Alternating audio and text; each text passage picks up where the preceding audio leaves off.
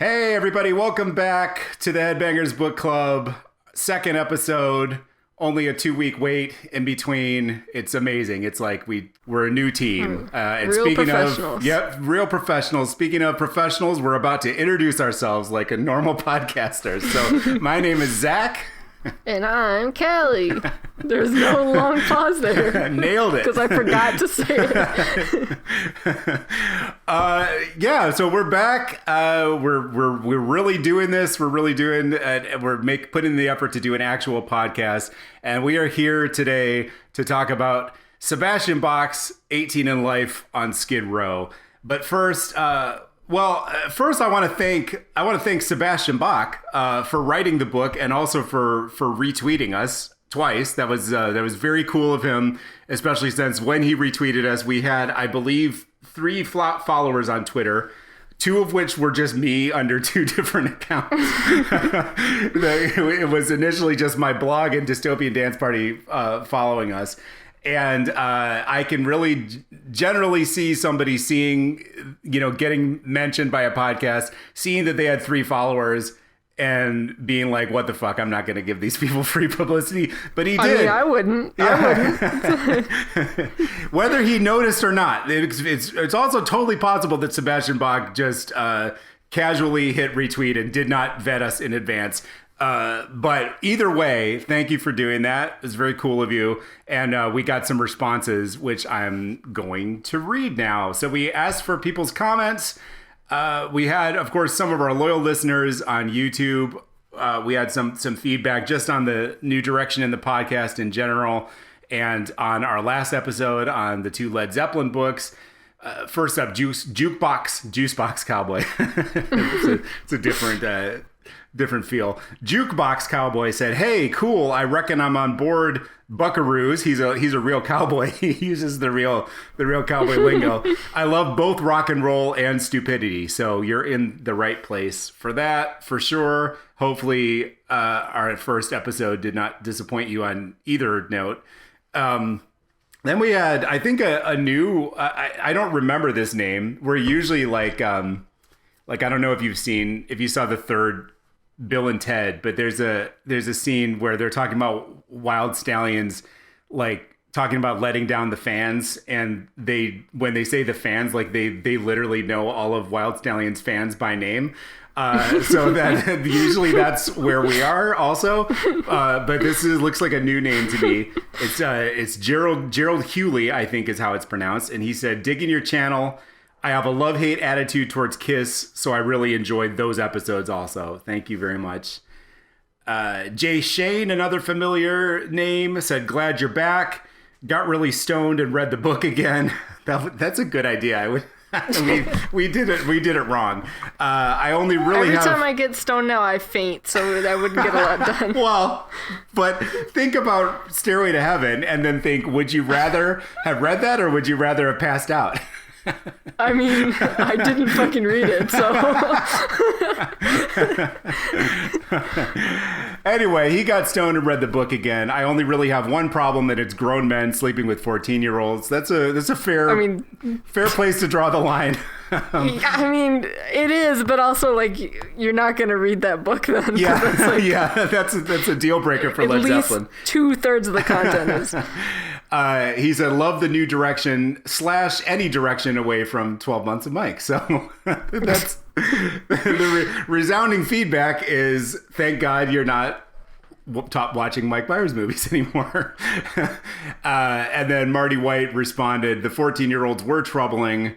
The fish emoji was a problem too." Yeah, that's definitely true. And then, so this is the last one.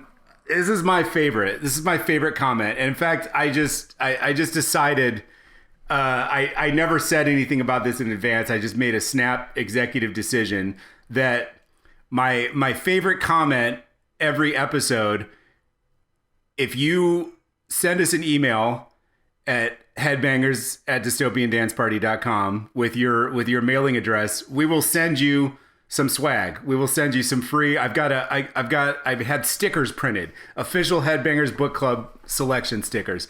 So Ian Drew Dice Clay, I think that's how it's Ian Drew Dice Clay on YouTube. Have you heard from him before? I don't know. It's tough to say, but if you're listening, Andrew, Mr. Dice Clay, the Dice Man, if you're listening, send us an email at Headbangers. And if you're listening, and if you feel comfortable giving me your address, that's the other part. Send us an email at headbangers@dystopiadanceparty.com, and I will put a sticker in the mail for you because this is a great comment. So here we go. He says, loving the podcast. I feel compelled to let you know that here in the UK, see, look at that. I committed to shipping to the UK. I'm still going to do it. It's going to be a pain in the ass, but I'll do it. Here in the UK, there's a singer called Robbie Williams. He was a megastar in the 90s, not so much now, but still a name everyone knows. Tried his best to crack America, but nobody gave a shit. Your boy bands are better looking and have better teeth, so it's hard to get into that market. I remember Robbie Williams. I will say I was of the age where I would have been aware of him in the 90s. Anyway, there's been an ongoing story for years between Williams and our pal Jimmy Page. Robbie Williams' mansion is next door to Jimmy Page's, and there's been a dispute for almost a decade over planning permission on the land. Page fears excavation work will damage his 1875 Grade 1 listed mansion, and Jimmy Page's life has been turned upside down by it. Williams constantly mocks him by playing Deep Purple and Pink Floyd's music to annoy Page, and walks around the yard with a wig on and a pillow under his shirt, mocking how fat Robert Plant has gotten. After 5 years of battling it out in court, Page lost his appeal, and Williams is allowed to do whatever he likes with his own property, regardless of how much of an eyesore it will be for Page. Although this behavior may be childish to some, it's good to know that in his old age, Jimmy Page's life is being made miserable, regardless of how much money he has. He deserves it. So an amazing comment. That story rings a bell. I feel like I've heard that a long time ago. But anytime that I can think about Robbie Williams trolling Jimmy Page is a good time. So thank you very much for sharing that. I also love that he goes after, like, Robbie Williams is such a savage that he'll go after Jimmy Page's friend. Like, Robert Plant has nothing to do with this, but he's still in the crosshairs. Hit with stray shots. Yeah. So those were all of our responses to the Led Zeppelin podcast. All of our responses to Sebastian Bach, I can't take credit for them. They are because Sebastian Bach retweeted us 100%. They were replies to Sebastian Bach. Nobody gives a shit about us, but I'm still going to read them anyway, because why not? So first up, here's a guy. This is all on Twitter. Mr. B on Twitter. He said, it's a great read, got it Christmas 2020, and promptly ignored wife and kids after dinner and had a read. Brilliant book, really well written. Then we have, I'm going to pass over that with no... Just imagine your family trying to communicate with you and you're reading Sebastian Bach's book. Hopefully they didn't need him for any reason. Hopefully there weren't any, family therapy sessions because of this decision. Then we got another Twitter user, DC. He said, I listened to the audio version, was shocked to learn your dad painted the cover of Slave to the Grind, the Skid Row album. Such talent. A couple people actually mentioned the audio version, and I regret not listening to the audio version because obviously Sebastian Bach reads it himself. And I think that this book would be a really good contender for an audiobook because much of it reads exactly like it's being dictated by Sebastian Bach with no editing. That's the thing is, like, I don't need it. You already definitely hear his voice in your head. Yeah, like I don't need it. I already have Sebastian Bach living in my brain right now. I don't need to have that, like, that added level of it actually being him talking to me. Yeah, that is true. It might actually be overload. Another guy, Krallis Borden, I think, he said, great book. Listened to the audiobook the other day. Another audiobook under my welding hood at work. Fastest shift ever. And then Buck Fod. This was my favorite. Buck Fod said super gay. Period.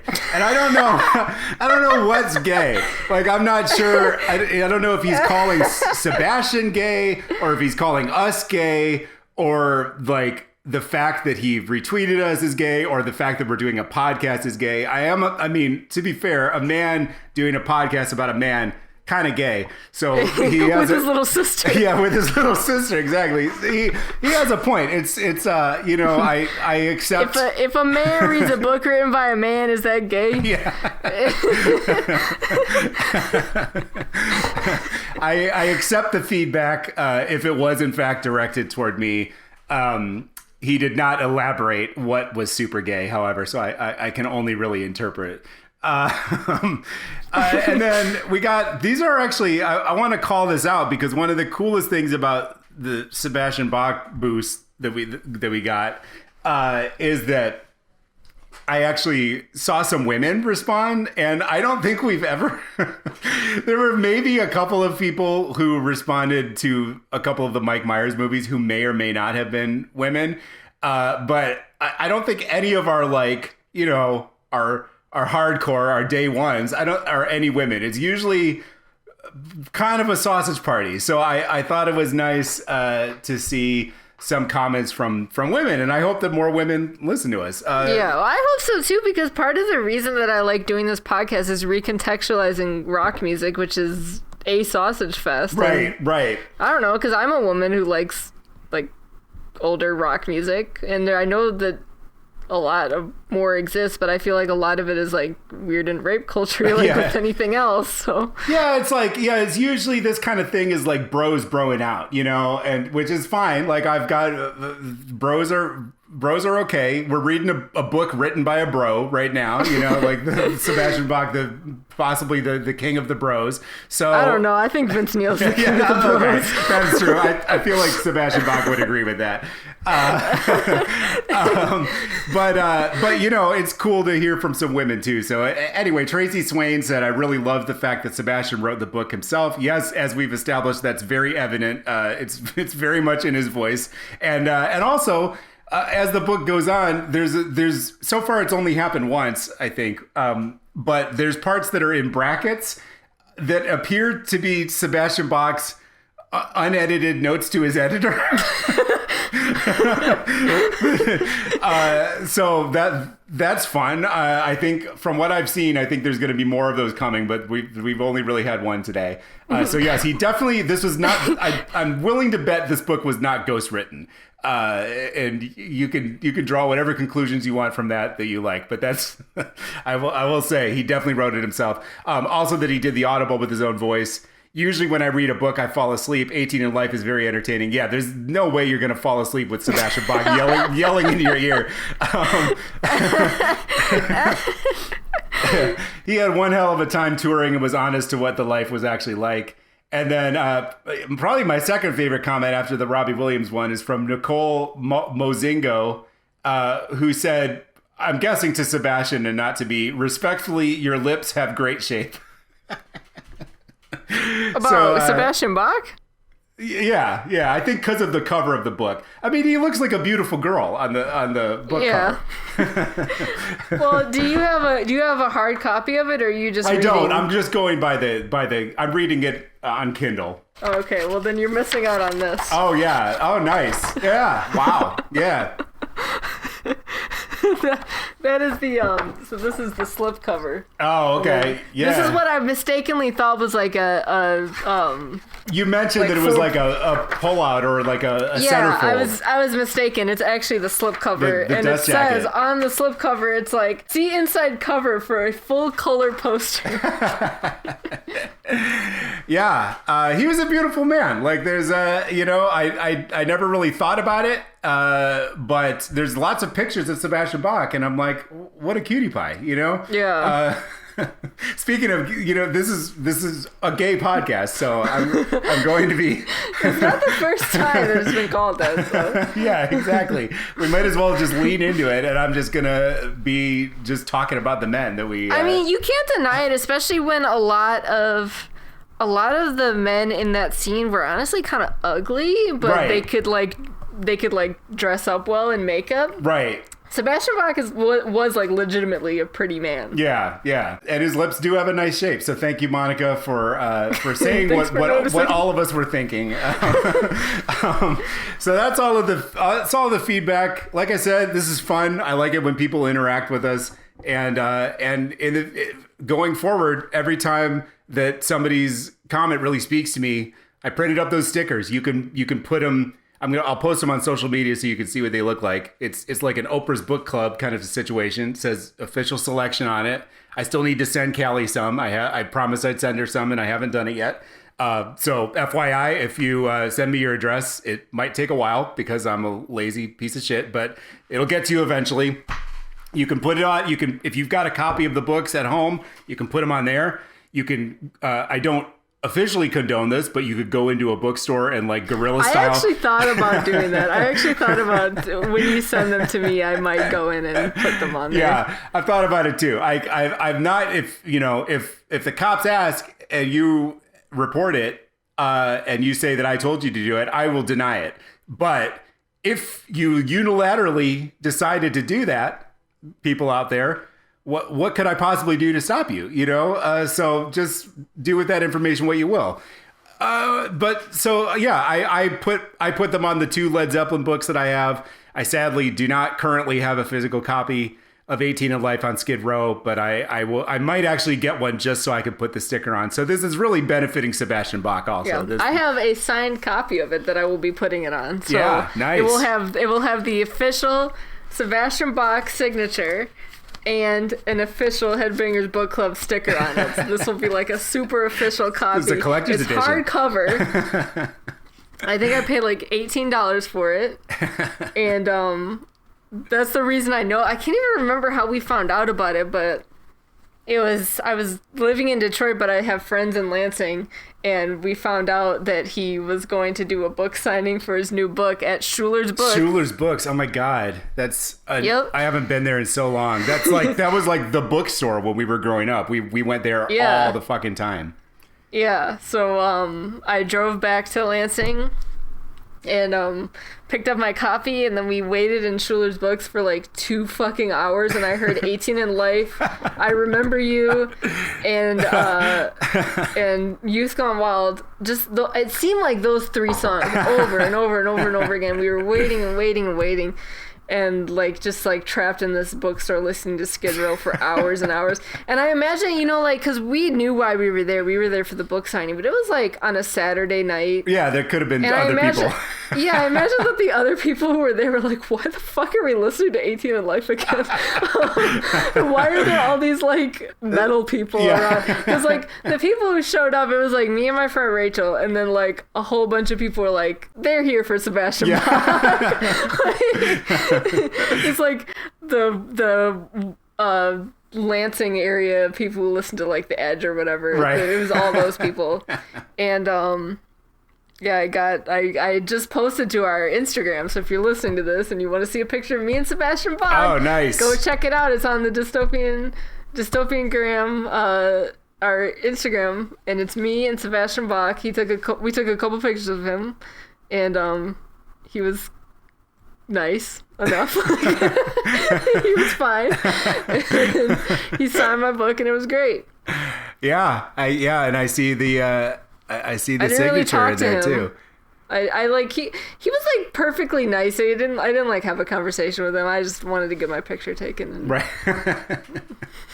Because we knew you knew that in 4 years you were going to need to promote this. It was 2018, right? That's what it said on Instagram. 2016. Did I put 2018? Oh, okay. Yeah, maybe it's... Yeah, it was December 2016. It was right after Trump got elected, and then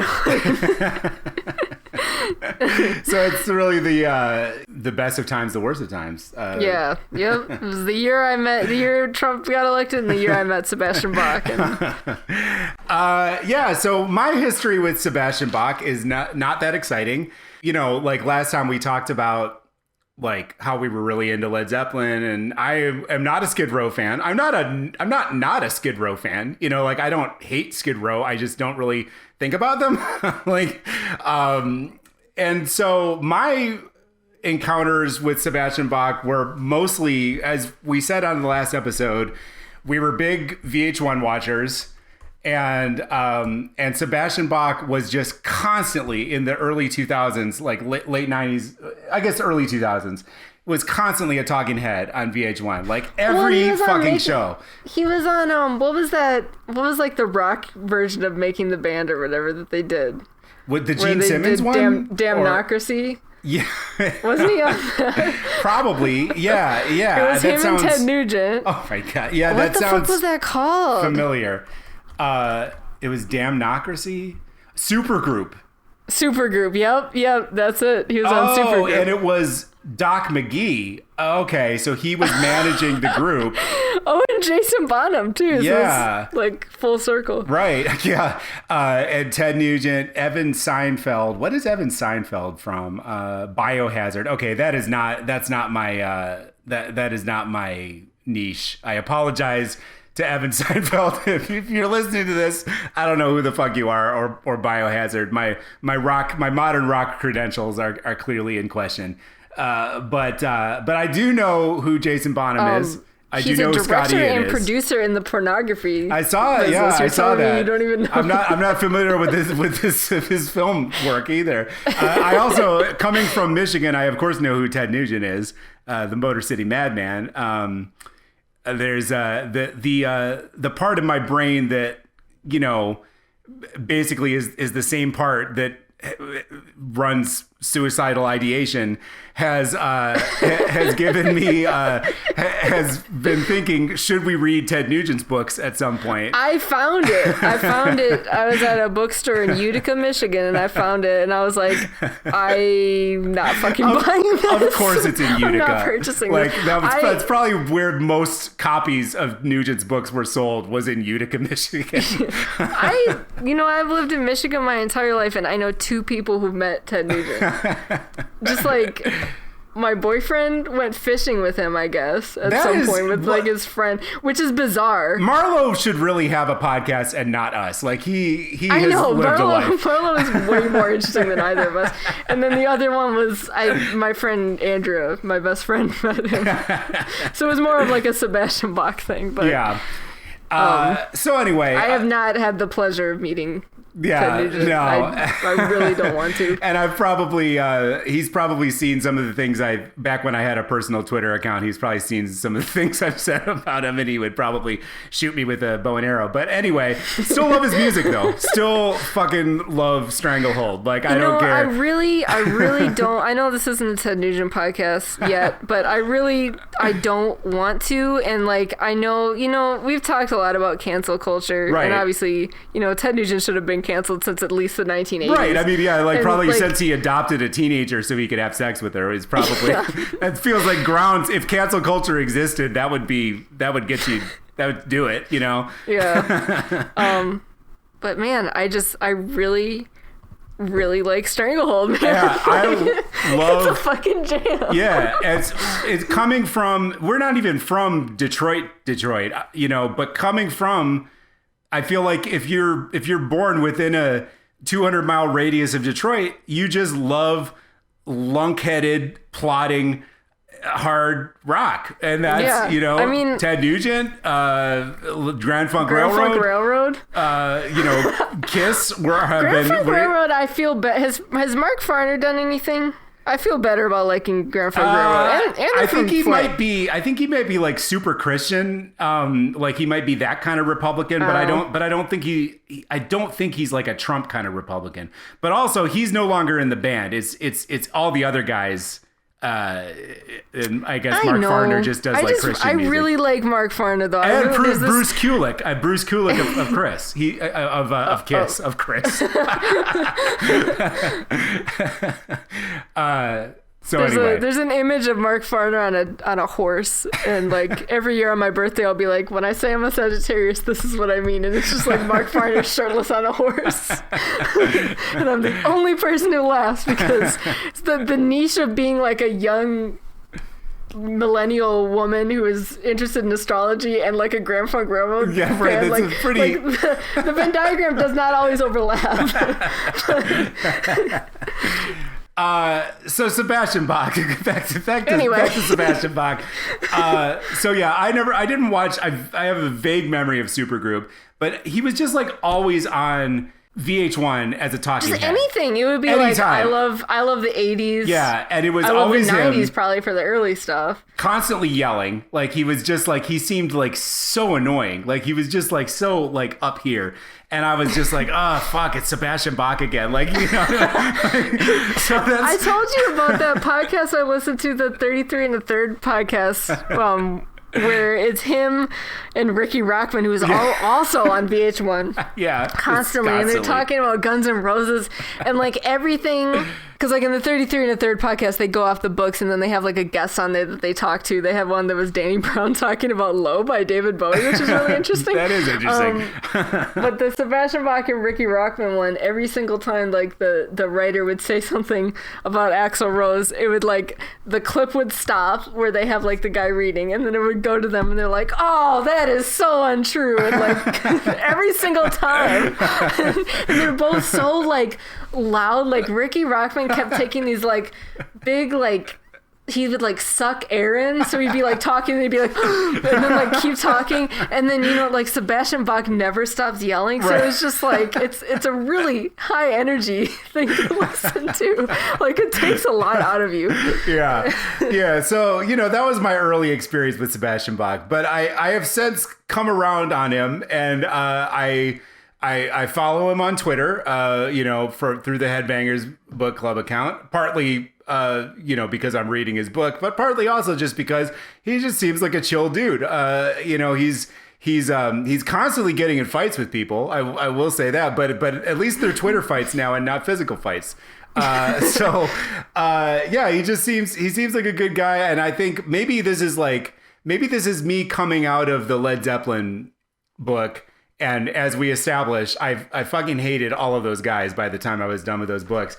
It's like, it feels like a breath of fresh air to like actually find the person, you know, the protagonist of the book likable. Well, you know what is different about Sebastian Bach compared, like his writing compared to the other books we've read, is that he actually shows some personal growth and like some reflection, and like it's not just like a list of debauchery. It's actually him like saying, "This is what happened. I was such an asshole." Like, like you actually see him being reflective about the person he was at the time, and even like during the time, like his writing about it will be like, I did this and I knew it was bad, but I did it anyway. Like there's at least some kind of like thought that goes into it, instead of it just being like, we did this and we did that and then we did this, and like there's no reflection about any of it in any of the other books we've read. Like when we were talking about, and it's not like I don't need every rock star to be, you know, contrite necessarily, but I do think that, you know, when you're in your 40s or 50s, however, I'm not gonna you know, put Sebastian Bach on blast for however old he is now. You shouldn't have the same mentality that you did when you were 19. You know, like I think that's just a fact across the board. Like no matter what you do for a job. Not only that, but why the fuck are you writing the book? Right. Like a lot of them, it's like, it's not a book. Yeah. Like there should be some kind of like reason why I'm reading this. Like there's like stuff he did in debauchery and stuff, but you like understand kind of why he did it and like what his mentality was, whereas a lot of the other books that we read, including even like David Lee Roth's book, there's just no reflection, so you're just like, why am I reading this? Yeah, it's just like in fiction, like the character is supposed to grow, otherwise it's not a developed character. You know, there needs to be some kind of arc. They need to be different in some way at the end of the book than how they were at the beginning.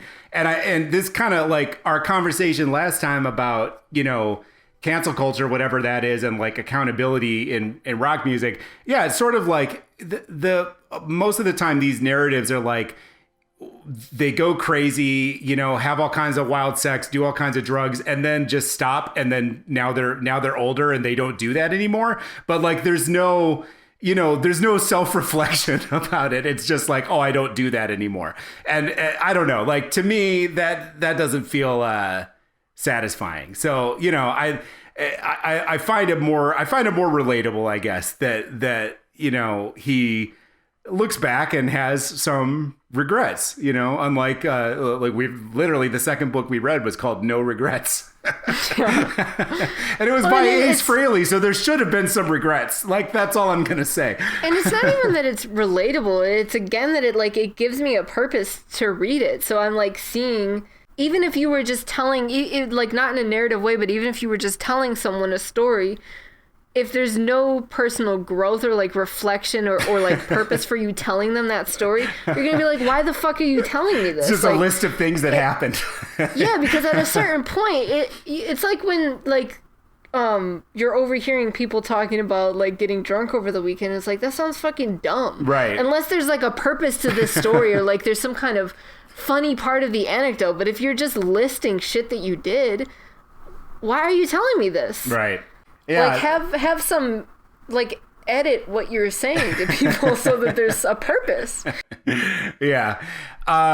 So it is kind of, it's funny talking about how I came out of this book, or we've only read, so this is our new format. We no longer do a book in one episode. We're splitting this one up in two. I feel like most books will probably be split into two. If we ever do like Keith Richards' book, that's probably going to be more than 2 episodes because it's like 1,000,000 pages long. But you know, Sebastian Bach is a perfectly reasonable book. So we read through, our initial plan was to read through chapter 9. Obviously we didn't do that. Like when have we ever finished the reading that we say that we're going to do? We read through the end of chapter 7. We're both like somewhere after the beginning of chapter 8, or at the beginning of chapter 8. But we've read through the end of chapter 7. So I came out of the first half-ish of the book feeling, you know, inclined to like Sebastian Bach, which is quite an achievement because the book literally begins, the prologue begins with him throwing a bottle into the audience at a crowd at a show in Springfield, Massachusetts, thinking that he's throwing it at a guy who threw the bottle at him initially, and he actually ends up beating an innocent bystander who's also a girl. So, you know, that's it's pretty bold of him to start the story like that and still kind of win us over. You know, that's quite an achievement. But I think again, it's like, it's the way that he tells it. You know, like he instantly regrets it. Like even before he knows that it wasn't the guy who threw the bottle, he was like, this is fucked up. Like I shouldn't be trying to fight an entire concert audience. You know, like that's. And also he felt bad about hurting a fan and a woman, automatically. Like that's written in there, and it seems genuine too. It's not written for whatever reason. Like it seems genuine, and it also like, I can sympathize with that because I haven't thrown a bottle into a crowd, but who among us hasn't like tried to fight someone and like, you know, ended up with their foot in their mouth or something like that. Like, you know. Right. Yeah, and he also just got hit in the head with, like, he was bleeding from a wound in his head, so probably he was a little, you know, angry. I can understand like the fight or flight response. I guess this brings me to another kind of like overall point that I was going to make, which is when he finds out that he hit a girl with the bottle, he cries, and Sebastian Bach cries a lot in this book, and I actually find that really refreshing. I like the fact that he cries a ton in it, and he tells us every time he cries, and he doesn't seem, you know, to be like, it isn't like, oh, I'm, you know, like I cried like a total pussy or whatever, you know, like he's like it feels normal to him to be crying. So I find that refreshing. One thing I've always appreciated about Sebastian Bach, even like, you know, when he was on those VH1 shows or like with the podcast I was telling you about, where he's just like so like high energy, is that he always seems to be himself and bring himself to situations, and like he's an emotional person, and I appreciate that about him. That's something I've always like. He seems like a genuine person. I don't know him, but he seems genuine. Yeah, exactly. So even if he's in the wrong, he's genuine about it. Right. And I don't think that's always the case with rock stars or celebrities or a lot of people. Yeah. So that's the beginning of the book. It's a pretty, you know, I love it in media res beginning, and we've had some good ones. Like we had, I feel like nobody has topped Peter Criss, where he's got the barrel of a gun in his mouth, and that's not even the last time that a gun is placed in someone's mouth in that book. So yeah, like in you so think, many ways. oh shit, like this is the pinnacle of this book. Like we're in media res. There's a gun. No, like that gun is going to be brandished at more people. Believe it. But you know, so he did not quite Peter Criss level, but he starts with some action and like a genuine things are out of control, and then he flashes back to the beginning. And there's some weird stories in this first chapter. So he was I don't think, was he born in the Bahamas? I should know this because I'm literally reading his book. But in my defense, Sebastian Bach never makes it clear that he was born in the Bahamas, because it's literally, this book is from his perspective. Like he is only going to write about what he remembers, and he'll tell you if he doesn't remember, and he doesn't remember a lot. So like the first chapter is basically just whatever fragmented memories he has as a kid, not corroborated. Maybe like here or there, like he talks about his dad telling this weird story that happens in this book. So like there's a few places where he like brings in an outside source, but most of it is just like raw, straight from the source. This is literally all that Sebastian Bach can remember, narrative gaps and all. So but you know, even with that, it like I'm kind of like gushing over this book, and I realize that I'm giving it probably more credit than it deserves, but I need you to remember the other books that we've read in this series. Right. So like this is comparative to those books. But like even like the fragmented stories he's telling, like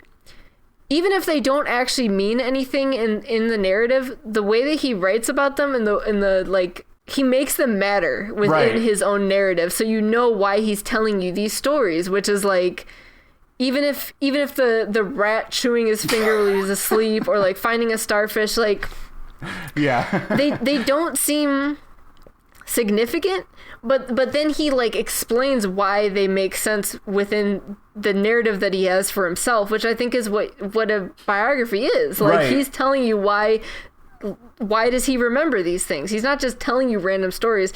He's like, David Lee Roth would tell you these stories and that's it. Like you would have to piece it together. But like Sebastian Bach at the end of this chapter, he says like these were extraordinary things that happened to me in like a lifetime of extraordinary things. So you kind of like, even if they don't make sense to you because they're, I mean, it's not like a masterpiece, like he's not the greatest writer ever, but you still kind of understand why he's telling you these things. Yeah, and he like I calls look at back it less to of things. Right, like you understand what he's referencing, and I also like it's hard to remove this book from it being like a story that Sebastian Bach is telling you. It's not so much a book and a narrative and autobiography. It's just like, here's some anecdotes about my life, and this is what they mean to me, and this is why. And I think if you look at it through that like scope, like the then oral it tradition. makes more sense. Yeah, like it's not so much like, I don't know, like Patti Smith does this, and far be it from me to compare Patti Smith to Sebastian Bach, but like Patti Smith will do it very successfully, where it will be like a story that seems unimportant, but the way that she tells it, it's like, okay, I get why this fits into your narrative of yourself or the person that you're telling the story about. Right. Sebastian Bach attempts this successfully or unsuccessfully, and I don't know if he was looking to that kind of writing style. But the way that it's written, it is that same thing where it's like, I'm just telling you this anecdote about my life as if we're friends, and like I would tell a story about myself as a child and why this memory of my childhood was significant. And it might not actually be, but the significance that I'm giving it is why it is important to tell you. Yeah. So in conclusion, Sebastian Bach is as good a poet as Patti Smith. Moving on. But I think you're right. This chapter works because like the thesis of this chapter is like, a lot of crazy shit happened to me even before I was famous. And it is true. Like, a lot of crazy shit happens to Sebastian Bach. Like, the rat eating his hand is crazy. The craziest one is the one that I touched upon, that his dad told at his, it says at his wedding, at his first wedding, he's growing up in the Bahamas. where he was born. His parents were American, right? But they end up in Canada later. I think so. Again, we don't know this because Sebastian Bach he's not going to give us the bird's eye view. He's giving us the baby Sebastian Bach's eye view. So you kind of have to pick this together as you go. I mean, we know this formula from David Lee Roth's book, though. It's the same damn thing. He's not going to tell you what. You're going to have to look on Wikipedia if you want the straight facts. Exactly. So he's in the Bahamas, and it says that his parents went out for the evening. They left him in the care of an elderly Bahamian woman, presumably someone they know. But then this lady, after their parents leave, has some kind of Rosemary's Baby-ash ritual with baby Sebastian Bach. It says the babysitter had taped 2 long wooden sticks to my forehead, an infant child with artificial horns affixed to my innocent skull, some sort of symbol of what no one knows but the women there that night. They were performing a ritual of unknown origin, of unknown intent. The women were chanting who knows what exactly, but evidently the 2 sticks were taped on my head as some sort of antenna to another world, perhaps. What exactly was going on in that room that night so long ago is still a mystery to this day. Why these Bahamian women would do this, to me, is also completely unknown. And I won't say that you never hear about that again, because he references it. Yeah. Because he's like, maybe, whatever magic, whatever curse those women put on me, it might be what carried me through the rest of my career. But yeah, we never find out what the fuck was going on there, because he doesn't know. I don't know that I buy it. Yeah, it's pretty bizarre. It's a bizarre story. By any standard. So that's definitely the highlight of this chapter. I hope that those women are responsible for Sebastian Bach's career. I hope that that's what they were doing. Like, they were like, we're gonna make a glam metal superstar. And then he's going to be in Dr. Jekyll and Mr. Hyde on Broadway. And then he's going to be the lead singer of Damnocracy. And a talking head on VH1. It all leads to Damnocracy. That was like the cornerstone. Their religion is based on a prophecy about Damnocracy. So they actually did this to all of the individual members, like to bring them together when they're in their 40s and 50s. So that's chapter 1. Then we kind of get a little bit of background information on Sebastian Bach's parents, who are definitely like characters, like interesting people, especially his dad. His dad is an artist. They met because his dad was car surfing and injured himself, and his mom was a nurse, and she literally nursed him back to health. And then the way he writes it sounds like they had sex while his face was fucked up by gravel after falling off of a car, because he says that a little more than 9 months later I was born. So I don't know, like, that's maybe I feel like he might be slightly exaggerating about the proximity of those two things, because if I was in the hospital, I don't know if I would be ready to bone down, but I don't know what Sebastian Bach's dad is like. I don't know what his libido is. So yeah, that was an interesting story. They kind of, he goes into a little bit of their family history. This book jumps around a lot. It is very much, this is a biography an autobiography in the tradition of Crazy from the Heat, for sure. But I do think there's more of a through line, though. Another thing I enjoyed about this is that he cannot keep heights and ages straight. So it'll be like, there's this one part later on where he's just like, I was 12 years old, I was like 7 feet tall. Yeah. And then the next like paragraph would be like, I was 6'2". It's like, are you changing your shoes out? Like, what is going on? There is when he's talking about, he always cites his age, and it's always like, is this significant, or are you just telling me a fact? Like, sometimes it feels like he's saying I was so young, like, and I feel like that's what he's getting at. But sometimes it's also just like, he's just saying stuff, So I think, again, it's helpful to not think about this book as a book, but as Sebastian Bach cornered you in a bar and is just telling you his entire life story. interesting thing from this story, like I think I mentioned his dad was an artist. It says, Dad taught art at Humboldt State University while we lived in Arcata, California. This is after they moved away from the Bahamas, after Sebastian almost got kidnapped by those witches. There's still a mural on the wall today at the university that he did of me as a baby when he was a professor there. Mike Patton of the band Faith No More attended Humboldt and recalls walking past this painting every day on his way to class.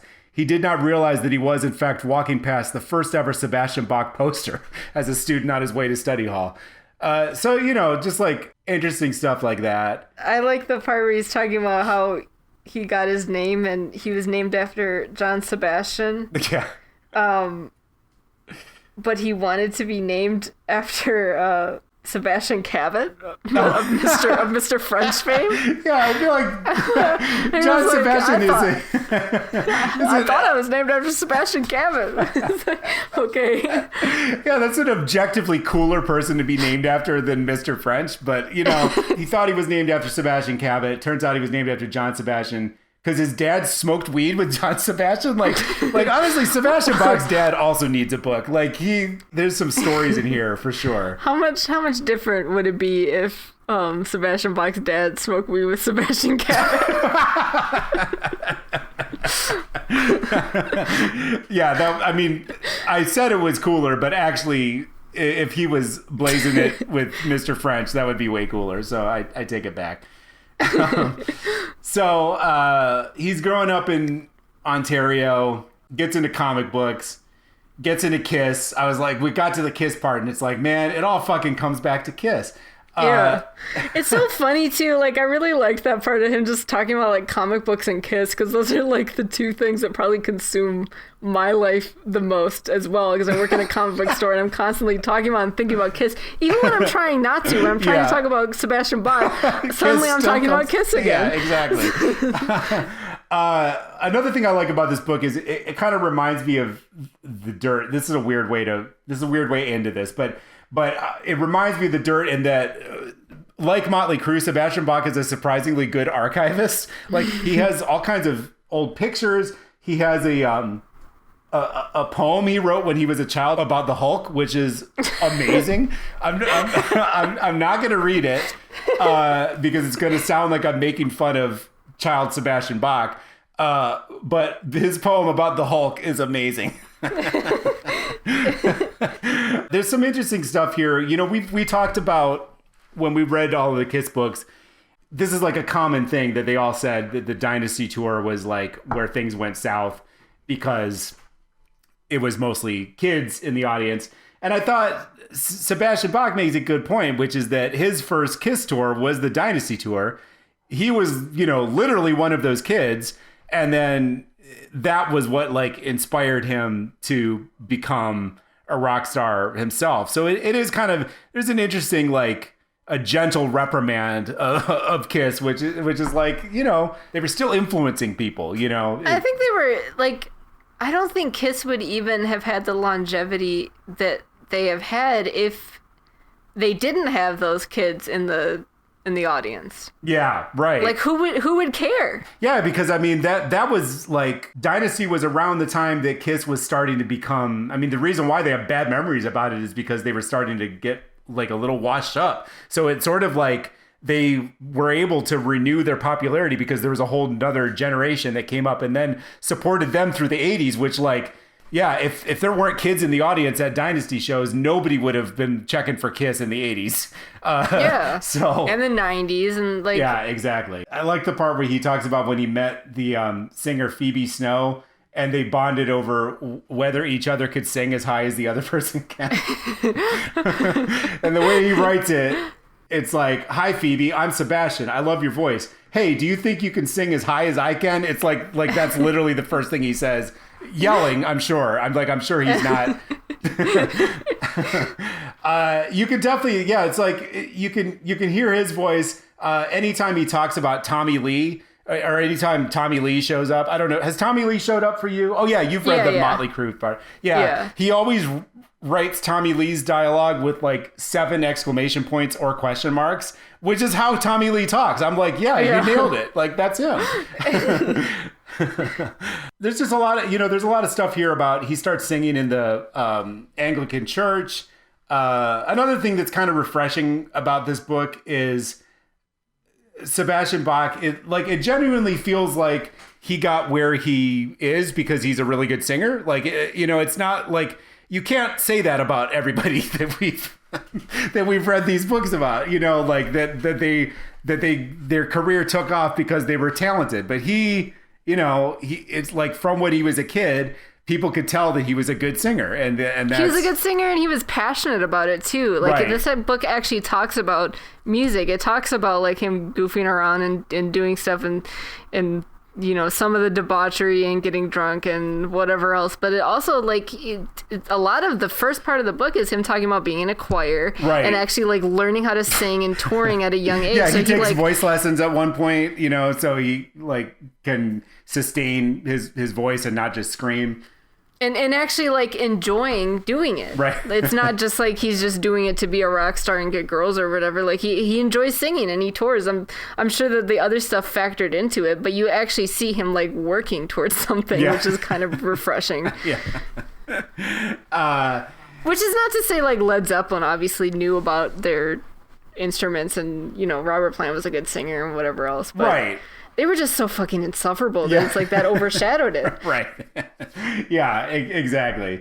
The big like turning point for the book is when his parents get divorced, and he gets a ball peen hammer and destroys his bedroom. So it's like an early, and he does this he puts it in this context that this is the same Sebastian Bach that whipped a bottle into the audience because they threw it at him. Like, he has these moments where he just like reacts. So I think this is another example of like, this is like, he's a little more introspective in this book instead of just listing all the crazy things he's done, that he kind of ties it into this larger, it's almost like therapy. Like he's like, oh yeah, this is my pattern. I hear something. The way he describes it is, I'm having an out of body experience. For the first time in my life, it seems as if my actions are not my own. This would not be the last time. So he kind of like comes back to this. And then he also compares himself to Hulk. Right, to Hulk. Exactly. So Hulk is a big through line for Sebastian Bach. I don't know. Do we have anything else to say about baby Sebastian Bach? There's some there's some pictures of him here. Dressed up as Ace Frehley when he was like a preteen. He talks about going to see Sammy Hagar, and the Sammy Hagar saying the F word on stage made an impression on him. And in fact, a lot of the rest of the book is Sebastian Bach saying the F word on stage, so we can see the direct influence there. Sammy Hagar and the Hulk,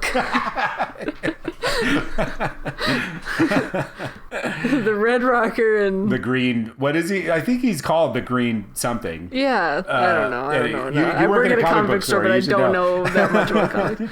I know more about Sammy Hagar's different.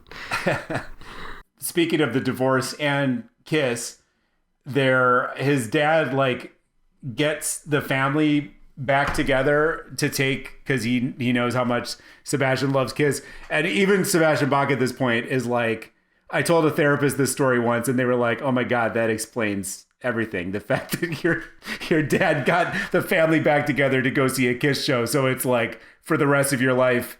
You're trying to recreate that moment. I thought that was, again, it's a self-aware. I like self-awareness. I really respond well to that, and I respond very poorly to self-unawareness. So I think that's why this book is working well for me.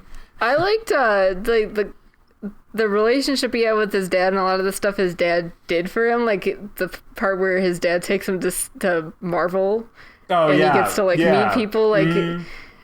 It's just kind of interesting to see how much like his parents invested in him and believed in him, and I feel like that is part of his success, probably more so than some weird like hoodoo spell that was put on him. Yeah, like, probably. That people believed in him, so he was able to believe in himself. Right. So then he goes to a private school. It's a little unclear. It sounds like it might be his mom's new, like, after this. I think it's his stepmom. Yeah, okay. His stepmom. I thought it was sends his dad's family and his stepmom. Okay. Because he said that his stepmom. Oh yeah, because when he goes to conservative. public school, he's with his mom. Yeah, okay. So yeah, he has two different families now. He goes to private school. As you can see, I'm as always perfect 100% memory of this book. I'm always like unclear on the facts, but anyway, yeah. So there we go. He's at private school. He does his first concert as a performer. There's a picture from that. Like, he just has pictures of everything. Then he gets kicked out of private school. This was actually funny. So I read the first 2 chapters in one night. And then I opened it up to chapter 3, and it was starting in chapter 3. It said the transition from private school back to public could not have been more marked. And I was like, oh yeah, why did he go to public school? I had like forgotten what I read the night before. So then I went back a couple of pages, and I was reminded that he was kicked out of private school because he accidentally mooned his teacher. So I was like, oh yeah, that did do it. So that part is pretty funny, though, just the way that he draws it out. It says, here she was in her car driving home after a day teaching school, staring at her student's ass above her. The student's ass was mine, dear reader. So that happens. He starts going to public school, becomes more of a metalhead, starts doing acid. There's a part where he and his friends go to a corner store high on acid and are just like laughing for hours at bottles of ketchup and loaves of bread. So that's, again, it's just kind of like, he's just telling you stories. Like he sees Steven Tyler while on acid. I thought it was interesting in this book, like especially the last one we talked about, there's a lot of statutory rape.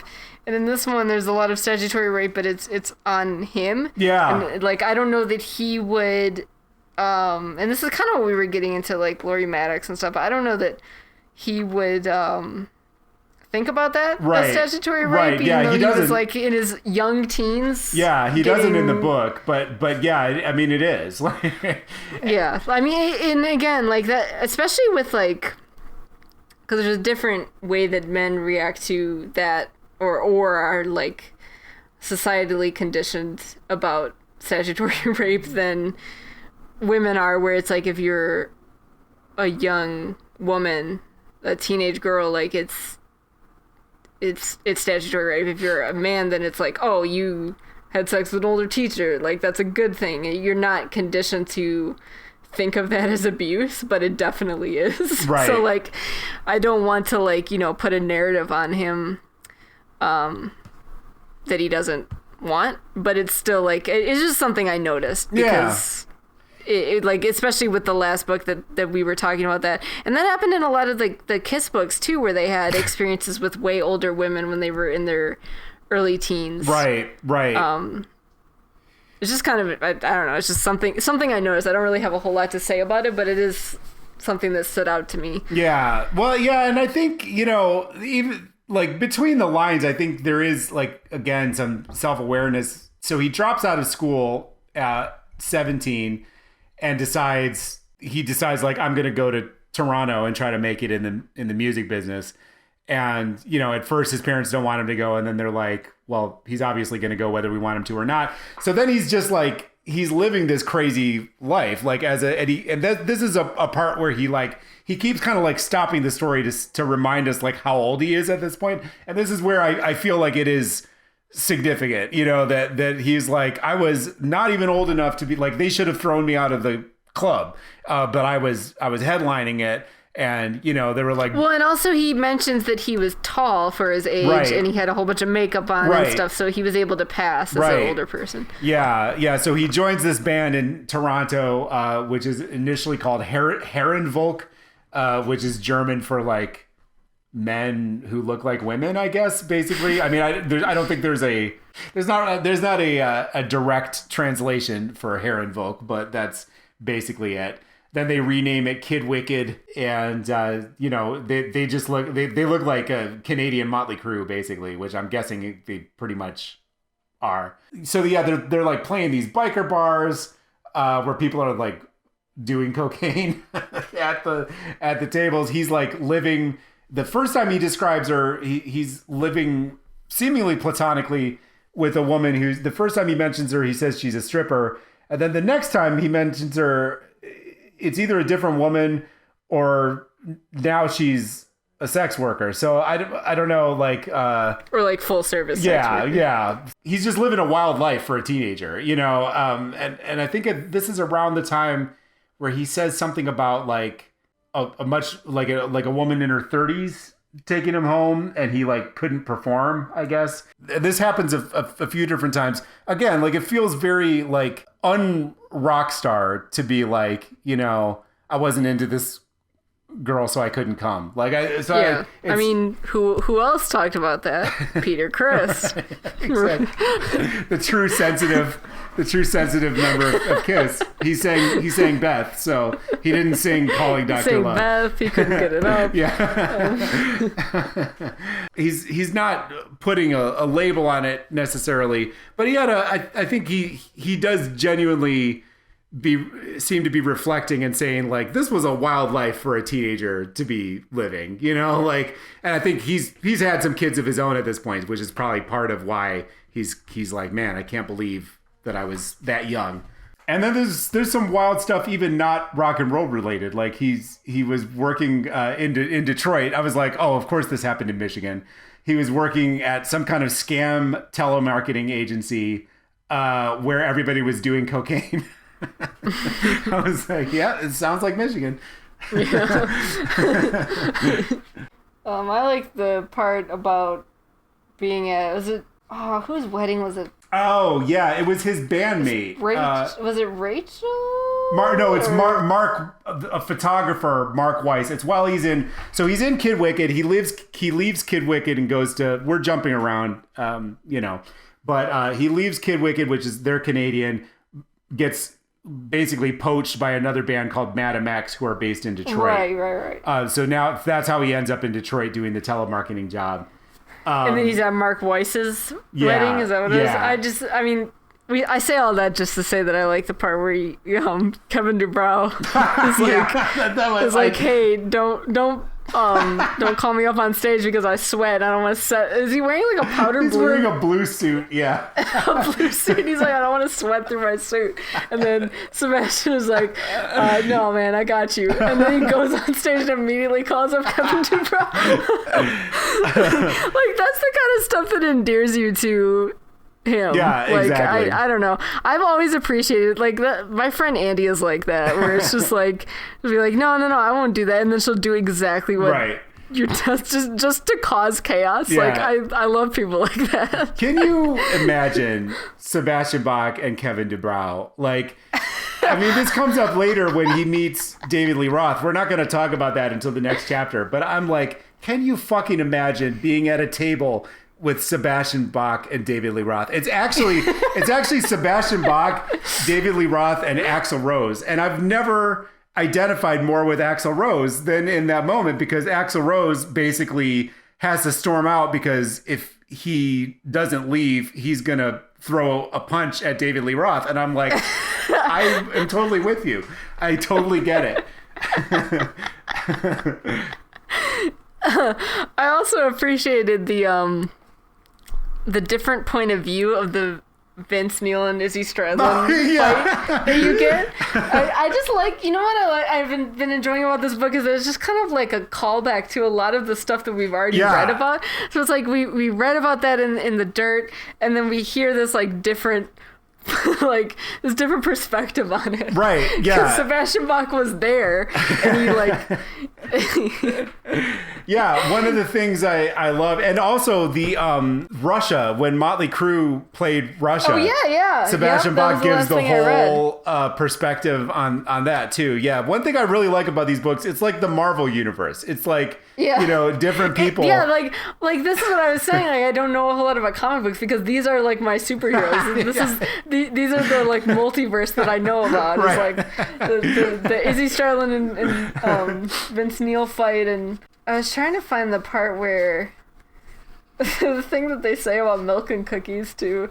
Motley Crue. Oh yeah, you're right. Because Motley Crue are sober during the tour that they go on with them. This is after the Russia show, right? But Motley Crue is the Skid Row opens for Motley Crue, and they're supposed to be sober, so they like won't let Skid Row enter their dressing room and all this stuff.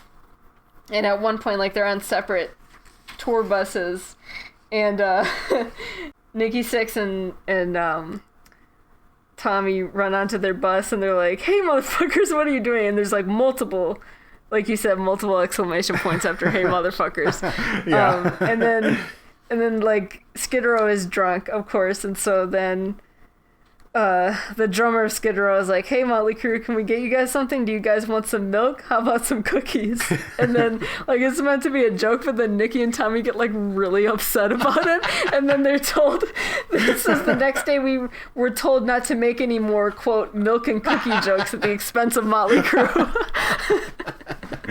Yeah, they actually have again, similar to the Dirt, they have like a copy of the letter that Motley Crue's management sent to Skid Row saying like, you're not allowed to hang out with Motley Crue anymore because you're a bad influence on them.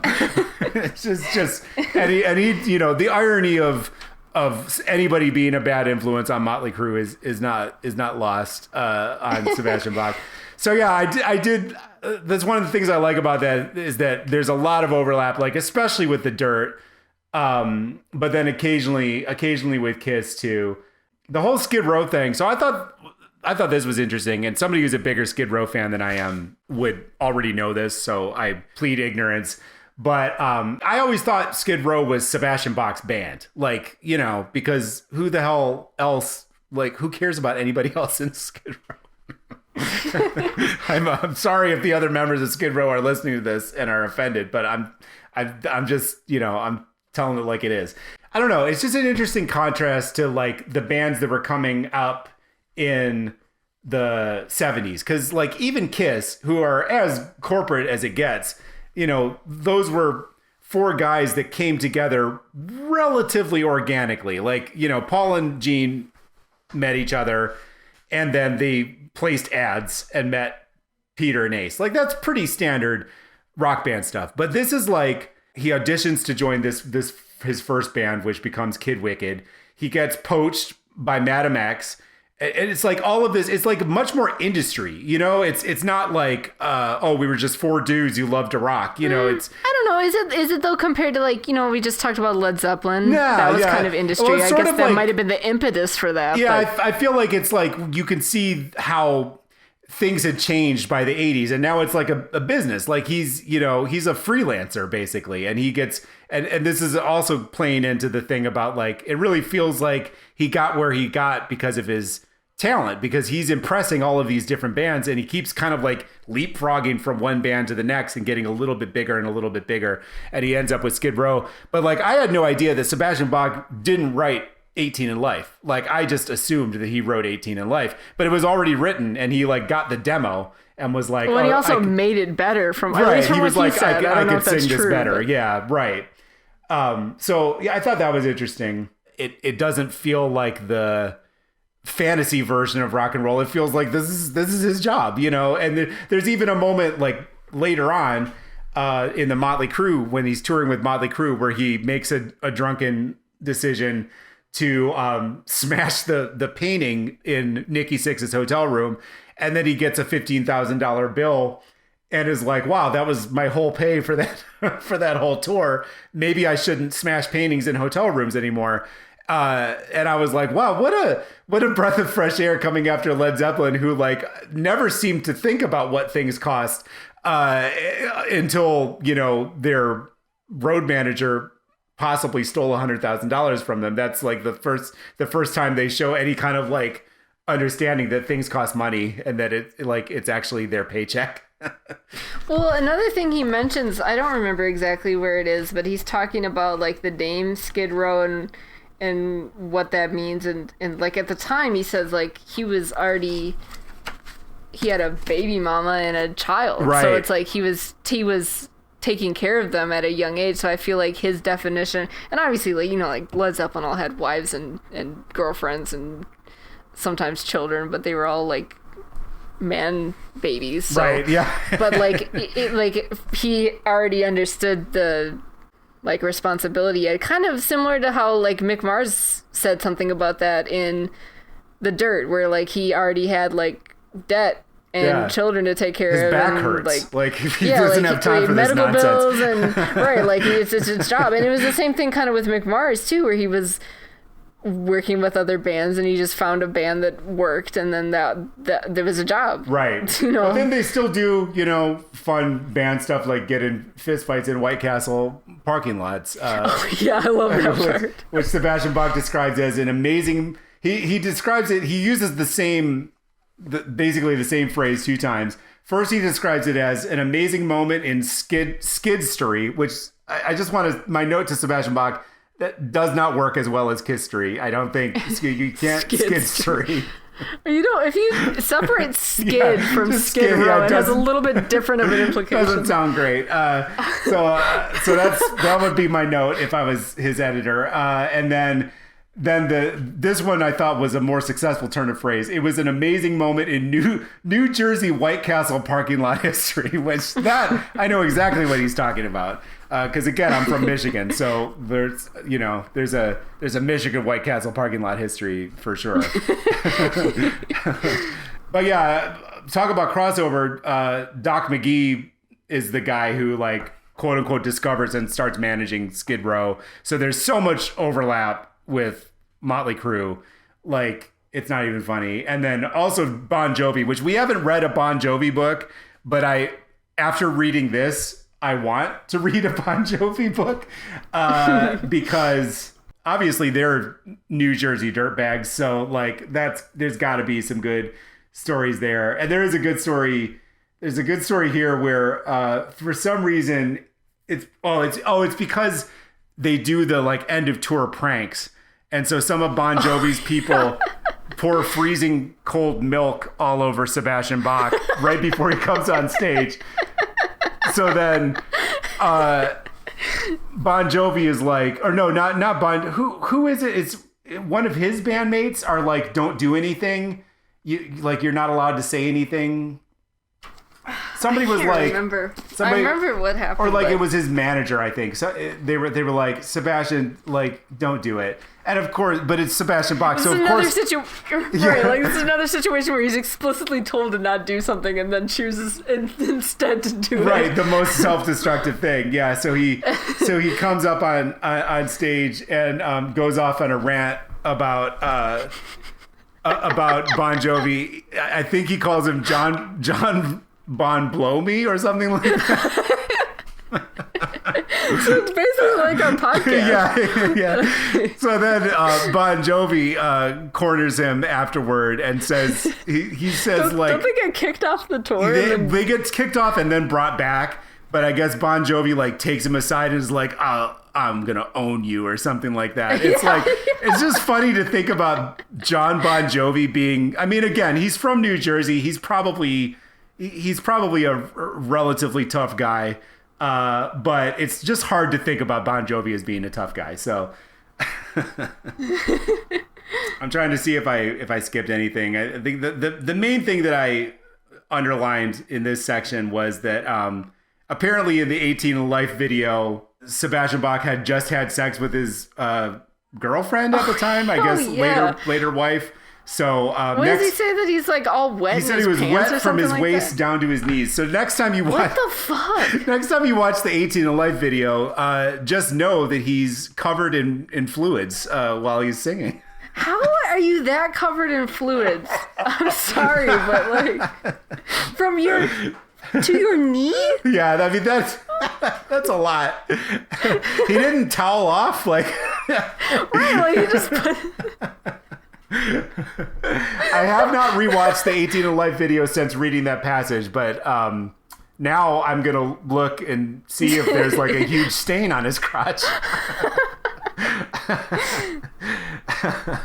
Oh, there's the time where he got tased by the police backstage who thought that he had vodka in his water bottle. The one time where Sebastian Bach is not drinking vodka from a bottle, he gets tased because they think he's drinking vodka from a bottle. Yeah, I also love that he says that he doesn't even like the taste of vodka, and then not 2 chapters later, he's getting drunk in a fight about somebody taking away his bottle of vodka. Because that's another place where he like goes nuclear because they confiscated the vodka bottle from him. That whole part is amazing. Like that was one of the best parts of The Dirt too. Like just the whole situation. It's that tour that Doc McGee. So Doc McGee had to put on because he got busted for drugs. So he puts on this benefit concert, which is an anti-drug and anti-alcohol show, in Moscow. So right there, like, I mean, that's like a fucking setup for a joke that Doc McGee is putting together an anti-drug show, and the headliners are Motley Crue, Ozzy Osbourne, Skid Row, and I think like the Scorpions and Bon Jovi. And it's just like everything about it is like everybody is completely drunk from beginning to end. Sebastian Bach gets his vodka taken away, so he clearly developed a taste for it between this and the last time. And then it gets taken away, so he interrupts a press conference screaming about where's my fucking bottle of vodka. And then Tommy Lee goes nuts because nobody was supposed to set Pyro off because there wasn't supposed to be a headliner. So I feel like I remember this from The Dirt too. Yeah, because Bon Jovi was no one's supposed to be the headliner. No one was supposed to get Pyro, but Bon Jovi got a whole bunch of Pyro, even though Motley Crue is more known for it than Bon Jovi. Right. So Tommy Lee goes nuts. He grabs Sebastian Bach's new bottle of vodka, and then basically this story comes to an end because Sebastian Bach is walking up to his hotel room, and apparently everybody else is out of vodka, so they're like begging him for the bottle, and he's like clutching it to him and runs. Like, it's so stupid. It's just, but I just love I feel like they could make a movie out of this concert and just everything about it. The absolute mayhem. Is this also where the Scorpions debuted their song that may have been written by the CIA? I don't know. Maybe. I can't remember. Yeah. I think it might be because I listened to that whole podcast about it. Which is actually like really interesting. Yeah. There's just so much going on here. I feel like this is an underexplored area of moment in rock and roll history. Well, especially now that everything is going on in Russia. It's like, should we revisit this Doc McGee concert? Like, is this the source of Putin's rise to power? Was this?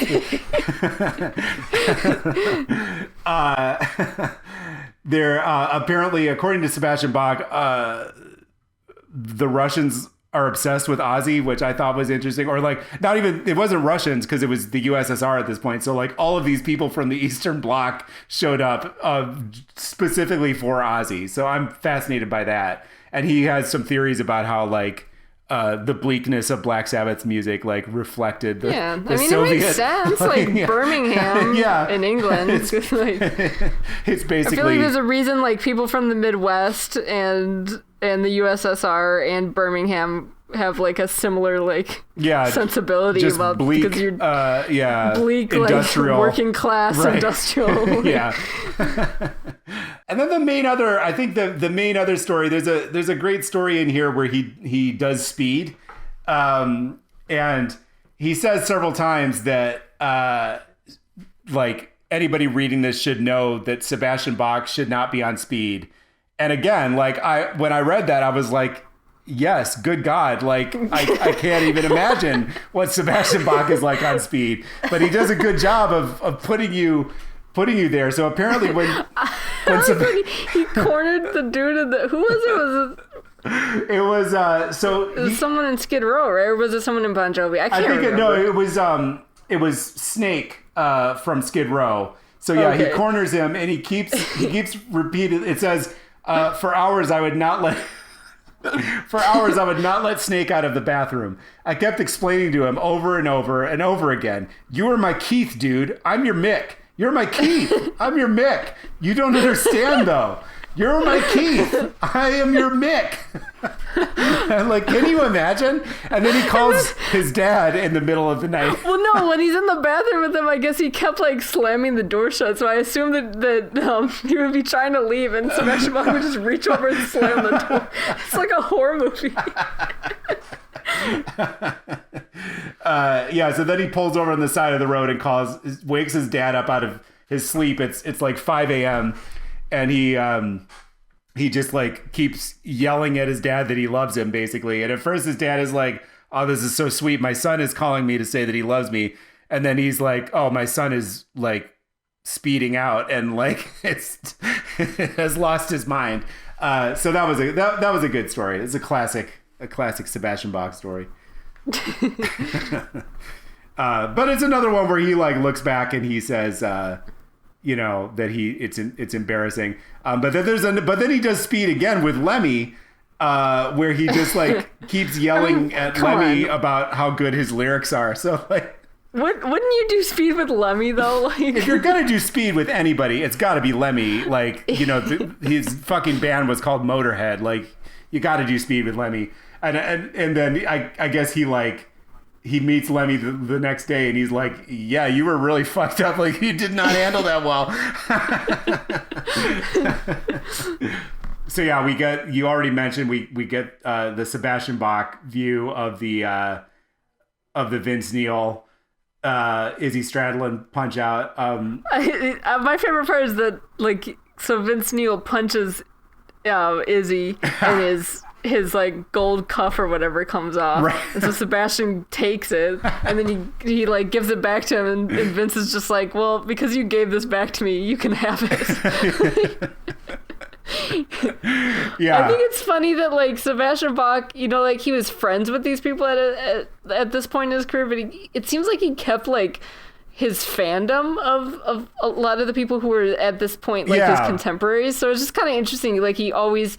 Or like he talks about how Ace Frehley threw the paper cup into the audience and he caught it. Right. And, like, it's just kind of interesting how like he at least seems to keep that like fandom about the people who were now his peers and like keeping things that they lost or yeah, that is really true. And I think that's one of the things that might be like what makes him kind of endearing is that there's a definite like generational thing going on. Like he's so young that like he's going to see Aerosmith in 1984, which is like not peak Aerosmith, like 84. It was like that's between, when they went off the rails in the late 70s and before Permanent Vacation. So like, he's seeing these bands as a kid and they're not in their prime necessarily. Like, again, like Kiss, he saw them on the Dynasty tour. He didn't see them on the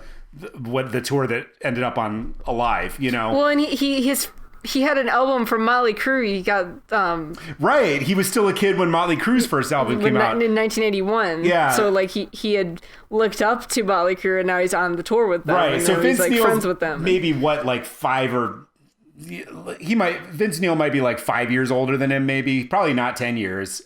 Could be. I don't know.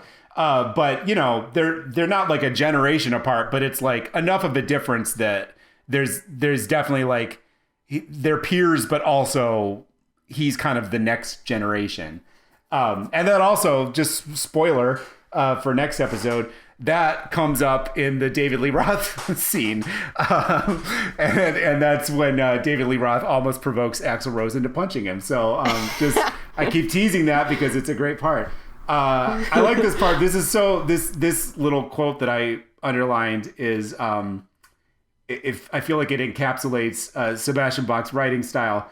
Vince and I always got along great, except for years later when we didn't. And then we did again. It's like, I don't know if that's going to be addressed or not. Like, that might be the last time we ever hear about Vince Neil. We might hear about their falling out, or we might not. I don't know. I'm equally happy either way. I feel like the last thing that I absolutely want to mention, because we have been going on for a while, the last thing that I absolutely want to mention is Gene Simmons' appearance. Oh, yeah. Because, so he shows up there at, Where are they? They're at the MTV show where Vince Neil punched out Izzy Stradlin, and Gene Simmons approaches, and this is another, like, he's really good at capturing the voice of people, because I absolutely hear Gene's voice in my head. He said, "Hey Gene, Sebastian, what is that in your cup? What is that you are drinking?" And so basically he's drinking Jack Daniels out of a cup, and Gene Simmons catches him, and he says, it was like being sent drunk to the principal's office. Gene Simmons is kind of like the high school principal of rock and roll.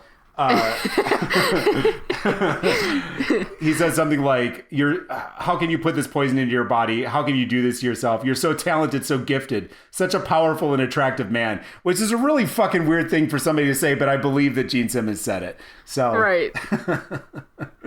So anyway, this is a moment where I feel like, oh, fuck off, Gene. Like, you know, like, if you can't drink Jack Daniels at the MTV Awards, it's not like it was at the, you know, Kennedy Center or something like that. Like, come on, it's the MTV Awards. Somebody just got punched. Like, Right. I don't know. Someone just got punched because they had punched someone else's, or no, it wasn't even a punch. They like judo kicked their pregnant girlfriend. So. Yeah, like, this is not high society. Like, I think you should be allowed to drink Jack Daniels out of the cup. I'm Team Sebastian on this, even though he's like, well, you know, Gene kind of had a point. Fuck Gene Simmons. Like, come on. Sometimes Gene Simmons makes sense, and I feel like even though he says stupid things, and I don't agree with a lot of the stuff he says, and I definitely don't agree with, isn't he like a crypto bro or whatever? He is, yeah. Like, he's Dogecoin, I think. Oh my god. At least come up with like a Kiss. I know. Why doesn't Kiss have a cryptocurrency?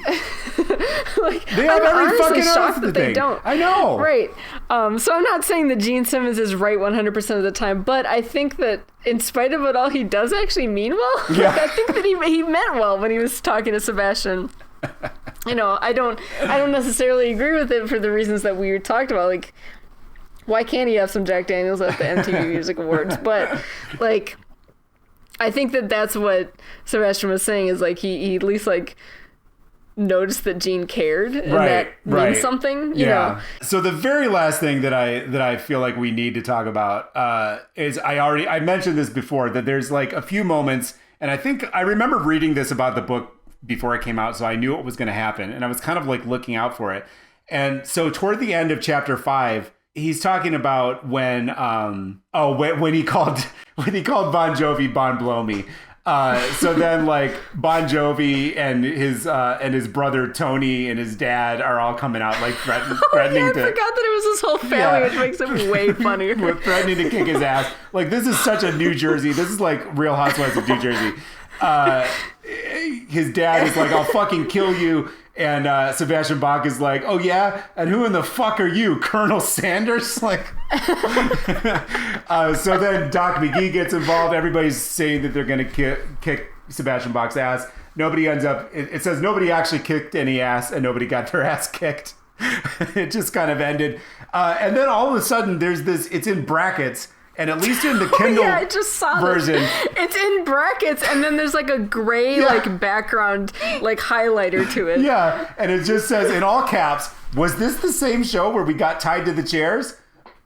No answer. We don't know. It was like a note to self that Sebastian Bach made, or possibly to his editor. By whom? I don't want to know more. I know, like, who is? Yeah. It's we never get an answer, and from what I've heard, there's more of those to come. It's like it's so weird to be reading it, and then all of a sudden, like, this other voice intrudes and then disappears. Like, it's so weird. So I'm looking forward to more of that, and I am a little bit farther in the book than Callie is, so, like, I can say the Aerosmith, like, I feel like stuff really kind of starts to take off. It takes off in around chapter 5 or 6, like when Skid Row takes off. These are always the best parts of the book. But, like, the Motley Crue tour is a really good chapter. But the Aerosmith tour is a great chapter. There's, like, up until this point, there's been multiple stories where Sebastian Bach's been like, "Oh, you know, we went up to her room or whatever, but I couldn't perform because I didn't have feelings for her. I don't know what happens to that because like he's definitely having like mad sex on the Aerosmith tour. So he apparently got over whatever that was. But yeah, I wondered about that too. I mean, that was Christina Applegate, so I wonder if it's that thing where it's like he has to, like there was a potential there for a relationship. Yeah, I think that might be versus like just meeting groupies or whatever. Right. Yeah, it's like different levels. Yeah, and that's like obviously like the functional reason why we didn't get to that Aerosmith chapter yet is because I just didn't fucking read it yet. But also, I think like I want that to be like a teaser for next episode. Right, so it's like we have that to look forward to. Like we met Vince Neil, we met Bon Jovi, and now we're gonna meet Steven Tyler. And Steven Tyler is every time Steven Tyler shows up in these books, it's a party. Right. It's like we said, it's the Marvel universe. And Steven Tyler is Nick Fury. He's in every one of these books. Like he showed up in Peter Criss. He showed up in Rick James. It's usually my favorite thing is like this is going to be the first time we've met Steven Tyler where the main character is not at rock bottom in rehab, and that's where he meets Steven Tyler. Like that's usually where he shows up, but in this case, it's a little bit later, and he's just going on tour with Aerosmith. So yeah, there's some. Like, what was it in Peter Criss that he would just like pop his head in and be like, "Tyler here"? Yeah. He would announce himself for some reason, but I completely believe that that's what Steven Tyler would do. So like, it totally checks out. So yeah, that's so we're reading the second half of the book. If you have been reading along with us, continue to do so. It'll be good. If you haven't been reading along with us, there's still time to catch up. We're gonna post that one at the end of the month, and then I think also we should tell you what we're doing next month.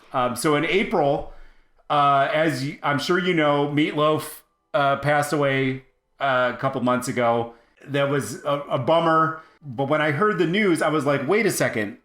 Didn't Meatloaf have a memoir? Because I'm sure that would be amazing. And I looked it up, and he did have a memoir, and I read a little bit about it, and it is, in fact, amazing. So I was like, we got to do it. I always feel a little bit sketchy, like when somebody dies, and I'm like, how can I capitalize on this? But we accidentally did Richard Cole. Right. That was purely coincidental. Right. Thankfully, Sebastian Bach is still alive and well as of this recording. So we don't only do people who recently died, but I do think that like what better way to remember Meatloaf than by reading this extremely trashy autobiography he wrote in the late 90s. And this will also be our way of course, memorializing Jim Steinman, who passed away last year. So, the two titans who gave us Bat Out of Hell and Bat Out of Hell 2 Back into Hell. We're going to, I'm sure, read some really embarrassing stories about both of them. So the book is Meatloaf to Hell and Back, the autobiography. I have to warn you, this is going to be hard to get your hands on. Like, this is not, you might just have to take our word for this one. There are some used copies floating around on Amazon.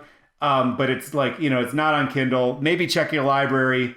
Yeah, it is out of print. And for some reason, they didn't rush it back into publication because, like, Ronnie Spector, who will also probably be reading her book, like, the day after she died, her autobiography was announced coming back in print.